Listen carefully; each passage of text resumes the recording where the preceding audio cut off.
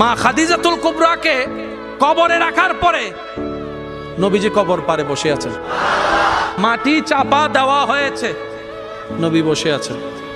সাহাবায়ে কেরাম বলে, ইয়া রাসূলুল্লাহ, অনেকক্ষণ হয়েছে, এবার আসেন ঘরে। নবী বলছেন, ও আমার সাহাবা, যিনি শুয়ে আছেন উনি আমার দুঃখের দিনের বন্ধু, আমার অসহায় সময়ের মধ্যে উনি সহায় হয়ে পাশে দাঁড়িয়েছেন। সবাই যখন আমার উপর আঘাত করছে, এই আঘাতের রক্তটা উনি মুছিয়ে দিয়েছেন, উনি আমার জন্য একটা শক্তি হয়ে দাঁড়িয়েছেন। আমার খাদিজা, আমার স্ত্রী, তোমাদের উম্মাহাতুল মুমিনিন। ইয়া রাসূলুল্লাহ, একটু ঘরে আসেন। নবী বললেন, একটু পরেই ওনার কবরে ফেরেশতা আসবে প্রশ্ন করার জন্য।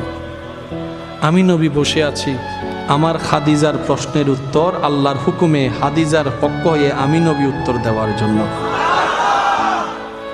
পৃথিবীর সমস্ত ভালোবাসার বন্ধনকে পিছনে ফেলে আপনার আমার নবীর জীবনীকে একটু খেয়াল করে দেখেন, সমস্ত রোমান্টিকতার হাই রোমান্টিকতা আমার নবীর জীবনের মধ্যে আছে।